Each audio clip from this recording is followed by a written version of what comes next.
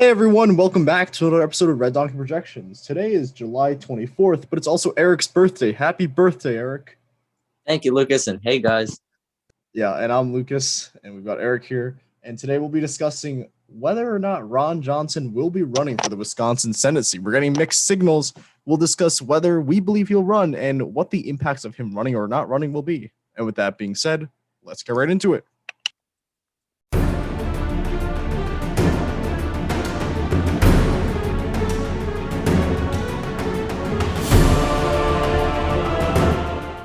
Yep. So Lucas used the correct phrase in the intro when he said mixed signals, because that is exactly what this is. Because there are a lot of conflicting things that are going on with Ron Johnson that tell two different stories, and you can really turn it either way as to whether he is going to run for Senate or whether he is going to run for Senate or whether he isn't. So let's start off with funding. So recently, Johnson held an event from like a couple of months, I think from April to June, I believe. And between those months, he raised $1.2 million, right? And, he already had 1.7 million in cash. So long story short, he raised and already had a lot of money, right? And if you're not doing any crazy campaigning or, basically, if you're not doing any crazy campaigning, there's really no reason to be, demanding this much money, and he's completely out fundraising all of the Democratic candidates, such as, Sarah Godlowski. She's not even, fundraising $1 million. I think it was, about $500,000. And, meanwhile, we got Ron Johnson here with 1.2 million and 1.7 million in cash, also outfunding Tom Nelson and a lot of other candidates. So it's very strange to see this influx of cash that he's getting. And Lucas will talk about a few other factors that, may determine whether Ron Johnson is running or isn't. Right, it's really confusing. Why is he raising this much cash if he's not going to be running? But, another thing to add is that Trump has fully supported Ron Johnson. He's even pushing him to run. I think the quote was run, because Ron Johnson's a very, very strong Trump supporter. He nearly objected to the counting of electoral votes after January 6th, and he supported a lot of his policies. So perhaps Trump pushing Ron Johnson to run could eventually propel him to choose to run for the Senate seat. So now Eric will also be discussing some other things that have been pushing us away from thinking that he's going to be running.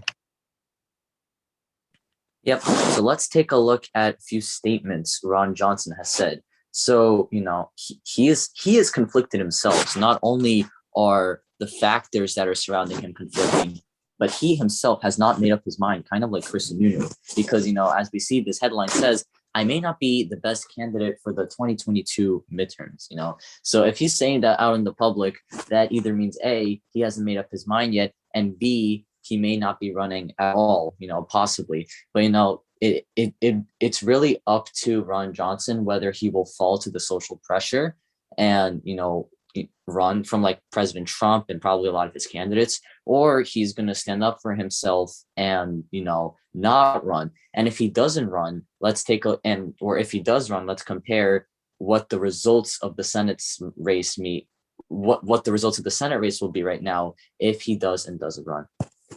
So Ron Johnson has actually been a decent candidate in the past. In 2016, if you recall, every single poll nearly showed Russ Feingold, who was the former senator here, winning against Ron Johnson. Although, to be clear, these are the same polls that said Hillary would win Wisconsin by 6.5%. Obviously, that didn't come true. But it's really interesting to see this. Ron Johnson defeated Russ Feingold by around 3 points, a little over 3 points. Hillary Clinton lost the state of Wisconsin by around 0.77, if I'm recalling correctly. Yeah, but around 0.77. So he actually ran ahead of Hillary Clinton, ran ahead of Donald Trump in this state, even though perhaps the other race was more nationalized. In 2010, it was a red wave year. Nevertheless, he still defeated Russ Feingold decently. This is around, 5 points, actually, which is surprising because just 2 years ago, Barack Obama won the state in a landslide. But, again, he wasn't too popular in 2010. And things might still change in 2022 because of the fact that Ron Johnson might be a little bit more unpopular now due to his staunch support for Donald Trump and supporting, the 1-6 objections and nearly doing it himself. So it really is interesting to see whether or not he does run. We are leaning towards him probably running because of that Trump pressure and because of the massive fundraising hauls he's been having.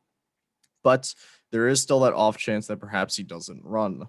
So now Eric is going to be explaining our prediction for the state. Yep. So let's take a look at Wisconsin. And, right now, it's really hard to tell, right? Because this theme of mixed signals really, is really coming back, and it's recurring because, the Democrats are putting up surprisingly good candidates, right? I believe Sarah Godlewski was a treasurer in Wisconsin. And, now we just recently heard an announcement from Mandela Barnes, who's the Democratic lieutenant governor from Wisconsin, that he's running. And he's kind of a progressive kind of force that may, unite the Democratic Party. Who knows? So the Democrats here in Wisconsin are putting up pretty good candidates. But, we have Ron Johnson, who is most likely going to run. But if he doesn't run, the most likely backup will be Mike Gallagher, and we'll talk about him later. But no matter who we put, we have to keep this at toss-up because, one of these mixed signals, and second of all, it's really early to tell. And we also have to take into account that Wisconsin is not a traditionally Republican-leaning or Democratic-leaning state. It's also a battleground state, and not only on the presidential level, but on the Senate level as well. As Lucas explained, no one really even was expecting Ron Johnson to win when he did win and serve out like 2 terms. We saw how in November of 2020, there was a very close presidential election here, and Biden very narrowly won. So, many examples show how this is a very back and forth state. So that's another reason why we really can't call this race yet. I do want to add that to be very transparent with the reviewers, we're going to probably not trust any of the polls coming out of Wisconsin. They were very wrong in 2020. They were also very wrong in 2016. So we're going to be looking at other factors for this race. But anyways, Mike Gallagher, we're talking about him. He might be the backup candidate for Ron Johnson. He's actually more of a moderate Republican candidate. He didn't support objecting to the election results. I believe the Republican Accountability Project gives him a C. He did discuss election integrity. I believe he's also part of the Republican Main Street Partnership, which is the moderate caucus in the U.S. Congress for Republicans. So that'd be an interesting matchup to see if Mike Gallagher were to run. Because why not? Why wouldn't he run? Because if there's an open seat, he might as well seek it if he's currently representative right now. So I do think Ron Johnson might be a better candidate than Gallagher, but we're going to wait and see. But for now, that is the end of the video today. Thank you all so much for watching. If you like this episode, please hit like button. If you like our content, please subscribe. And we'll see you in our next episode tomorrow.